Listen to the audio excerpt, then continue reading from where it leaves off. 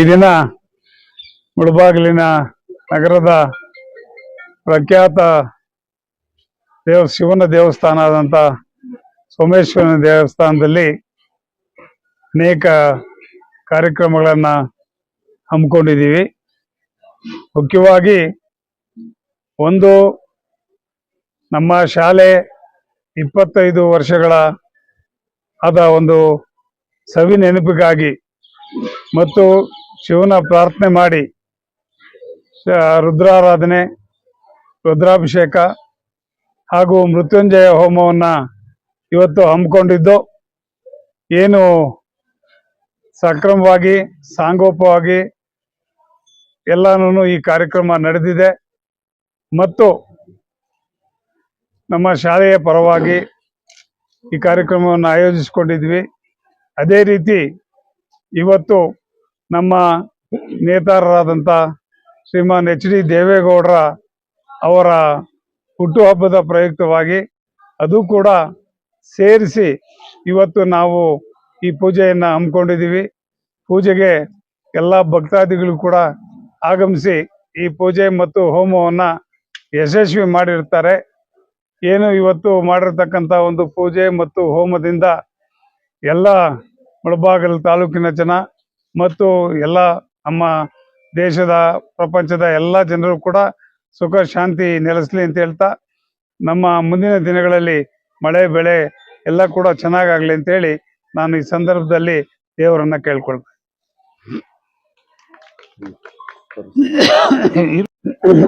ನಾಗರಾಜನ್ ಹೇಳಿದಾಗೆ ಇವತ್ತು ಪುರಾಣ ಪ್ರಸಿದ್ಧ ದೇವಸ್ಥಾನವಾಗಿರ್ತಕ್ಕಂಥ ಸೋಮೇಶ್ವರ ದೇವಸ್ಥಾನದಲ್ಲಿ ಏನು ಅಮರಜ್ಯೋತಿ ವಿದ್ಯಾಸಂಸ್ಥೆ ತನ್ನ 25 ವರ್ಷಗಳ ಇದನ್ನು ಮುಗಿಸಿ ಆ ವಿದ್ಯಾಕ್ಷೇತ್ರದಲ್ಲಿ ತಮ್ಮ ಸೇವೆಯನ್ನ 25 ವರ್ಷ ಮುಗಿಸಿ ಅದರ ಒಂದು ಹಿನ್ನೆಲೆಯಲ್ಲಿ ಇವತ್ತು ಒಂದು ದೇವರ ಸನ್ನಿಧಿಯಲ್ಲಿ ಈಗ ರುದ್ರಾಭಿಷೇಕ, ಮೃತ್ಯುಂಜಯ ಹೋಮ ಎಲ್ಲವನ್ನು ಕೂಡ ಹಮ್ಮಿಕೊಂಡು ಅನೇಕ ಭಕ್ತಾದಿಗಳನ್ನು ಈ ಒಂದು ಕಾರ್ಯಕ್ರಮಕ್ಕೆ ಆಹ್ವಾನಿಸಿದ್ರು. ಎಲ್ಲ ಭಕ್ತಾದಿಗಳು ಬಂದು ಏನಿವತ್ತು ಅವರು ನಡೆಸ್ಕೊಟ್ಟಂತ ಒಂದು ರುದ್ರಾಭಿಷೇಕ ಈ ಒಂದು ಕಾರ್ಯಕ್ರಮದಲ್ಲಿ ಆ ದೇವರ ಸನ್ನಿಧಿಯಲ್ಲಿ ಕೂತು ದೇವರನ್ನು ಆರಾಧಿಸುವಂತ ಒಂದು ಭಾಗ್ಯ ನಮ್ಮೆಲ್ಲರಿಗೂ ಸಿಕ್ಕಿದೆ. ಆ ಒಂದು ಭಾಗ್ಯವನ್ನು ಕಲ್ಪಿಸ್ಕೊಟ್ಟಂತ ನಮ್ಮ ನಾಗರಾಜಣ್ಣ ಮತ್ತು ಅವರ ಸಂಸ್ಥೆಗೆ ನಮ್ಮ ಎಲ್ಲಾ ಭಕ್ತ ವೃಂದದ ಪರವಾಗಿ ನಾನು ಮೊಟ್ಟ ಮೊದಲನೇದಾಗಿ ಧನ್ಯವಾದಗಳನ್ನು ಹೇಳ್ತೇನೆ. ವಿಶೇಷವಾಗಿ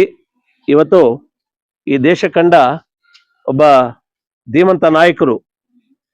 ತಮ್ಮ 96ನೇ ವಯಸ್ಸಿನಲ್ಲೂ ಕೂಡ ರೈತರಿಗಾಗಿ ತಮ್ಮ ಹೋರಾಟವನ್ನ ಮಾಡಿ ಮುಖ್ಯಮಂತ್ರಿಯಾಗಿ ಇವಾಗ 94ನೇ ವರ್ಷಕ್ಕೆ ಇವತ್ತು ಏನು ಕಾಲಿಡ್ತಾ ಇದ್ದಾರೆ,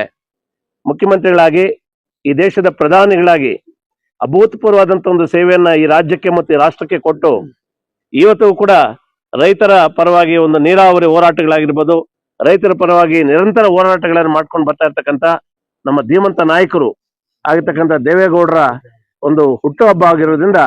ಆ ದೇವರ ಸನ್ನಿಧಿಯಲ್ಲಿ ಅವರ ಹೆಸರನ್ನು ಕೂಡ ಅರ್ಚನೆ ಮಾಡಿಸಿ, ಸೊ ಅವರು ಕೂಡ ಆ ಸೋಮೇಶ್ವರ ಸ್ವಾಮಿ ಅಷ್ಟೈಶ್ವರ ಆರೋಗ್ಯ ಕೊಟ್ಟು ಅವ್ರನ್ನ ಸದಾ ಚೆನ್ನಾಗಿಟ್ಟಿರಲಿ ಅಂತ ಕೂಡ ಇಲ್ಲಿ ಬಂದಿರ್ತಕ್ಕಂಥ ಎಲ್ಲ ಭಕ್ತವೃಂದದವರು ಕೂಡ